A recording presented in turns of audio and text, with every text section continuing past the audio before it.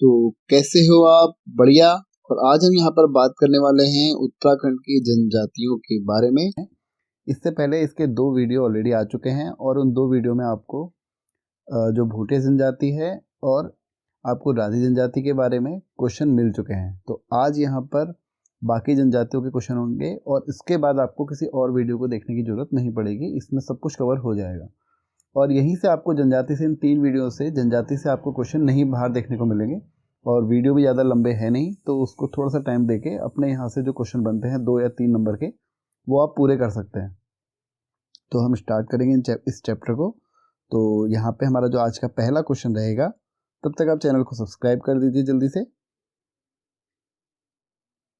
तो पहला क्वेश्चन है, राज्य में 5 जनजातियों को किस वर्ष अनुसूचित जनजाति का दर्जा मिला था? और ये वो क्वेश्चन है जो आपको परीक्षा वाणी में आपको एकदम से देखने को नहीं मिलता है, आपको थोड़ा डीप पढ़ना पड़ता है। तो यहाँ से आप वो क्वेश्चन अटेम्प्ट कर लीजिए और आप इनके नोट्स बनाते रहिए साथ ही साथ, तो आप यहाँ से अच्छा स्कोर कर सकते हैं। तो जो इसका आंसर है वो रहेगा 1967, पहले का सी ऑप्शन यहाँ पर बिल्कुल ठीक रहेगा। केंद्र सरकार ने 1965 यानी कि 1965 में जनजातियों के पहचान के लिए किस समिति का गठन किया था? तो कौन सी समिति? वो लोकर समिति। दूसरे का ए, किस वर्ष कुमाऊं एवं उत्तराखंड जमींदारी उन्मूलन एक्ट पारित हुआ? तो 1960 में जमींदारी उन्मूलन एक्ट पारित हुआ था। फोर्थ है, उत्तराखंड में सर्वप्रथम किस जनजाति को आदिम जनजाति का दर्जा प्राप्त हुआ? तो वो है पहली जनजाति है राजी, और अगर दूसरी जनजाति पूछ जाएगी तो कौन सी जनजाति है? बोक्सा। तो यहाँ से आपने देखा जो जनजाति का दर्जा मिला है 1967 में मिला है। समिति कौन सी बनी थी? लोकर समिति बनी थी। और उसके बाद पहली जनजाति जो आदिम जनजाति है वो है राजी, और जो दूसरी है वो कौन सी है? बोक्सा। ठीक है, तो ये 2 जनजाति हैं जिनको आदिम जनजाति का दर्जा प्राप्त है। ठीक है, अब बात करेंगे फोर्थ क्वेश्चन की। जो फोर्थ क्वेश्चन है हमारा,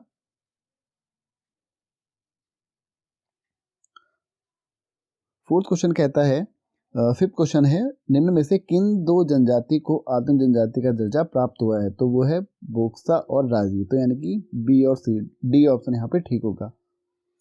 अगला क्वेश्चन, दी गई जनजातियों में किनका संबंध उत्तराखंड से है? तो सिंपल सा क्वेश्चन है, इसका किसका है? सभी का है, उपयुक्त सभी, भूटिया जनजाति, राजी जनजाति और जौनसारी। जो सबसे ज़्यादा है, आपको पता है उत्तराखंड में सबसे ज़्यादा समूह किसका है, कौन सी जनजाति का है? तो वह थारू सबसे ज़्यादा है उत्तराखंड में। और अगर ये क्वेश्चन आता है कि उत्तराखंड में थारू कौन से जिले में सबसे ज़्यादा पाए जाते हैं या कौन से जिले में सबसे ज़्यादा उनकी जनसंख्या है, तो वो है कौन से जिले में सबसे ज़्यादा? यूएस नगर। करीब 90% लोग जो थारू जनजाति के हैं वो कहाँ पाए जाते हैं? यूएस नगर में। और अपने आप को कौन से वंशज का मानते हैं? महाराणा प्रताप का वंशज मानते हैं। और कहीं पे आपको किरात वंश भी देखने को मिलेगा। किरात वंश से एक और जनजाति है जो कि भूटिया वंश, भूटिया जो जनजाति है ना, तो इनके बारे में ये है। आगे हम देखेंगे, निम्न में से किस जाति के लोग धातु खनन का कार्य करते हैं? तो धातु खनन का कार्य कौन से लोग करते हैं? अगरिया। ठीक है, अगरिया। तो इसका आंसर क्या होगा?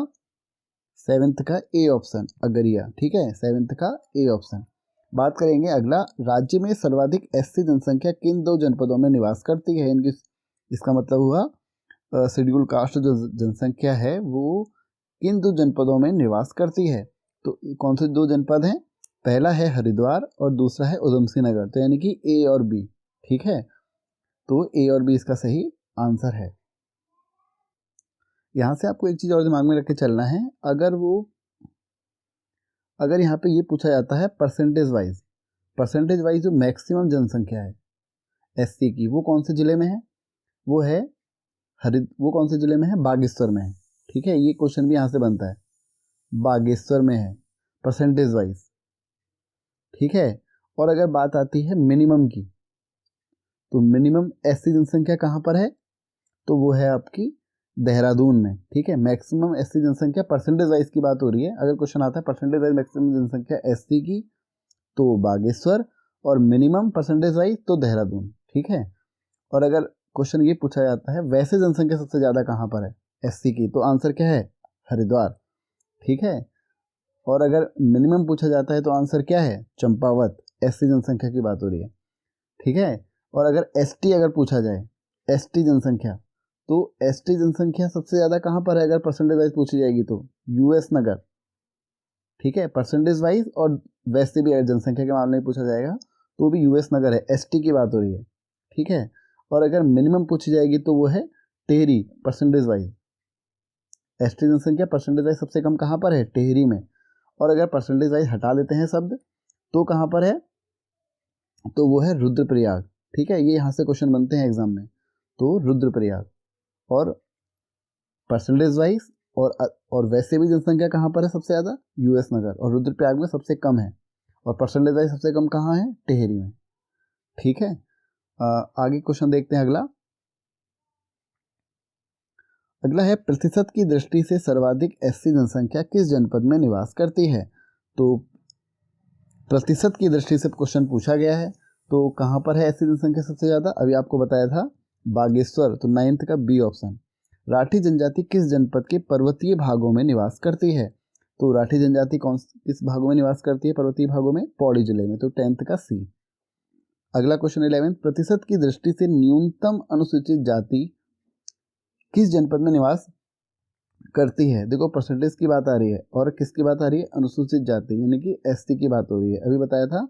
तो सबसे कम परसेंटेज है एसटी कहाँ पर है, देहरादून, तो 11th का सी, ठीक है। और अगर परसेंटेज हटा दिया जाएगा शब्द तो कहाँ पर आंसर होगा, चंपावत, ठीक है।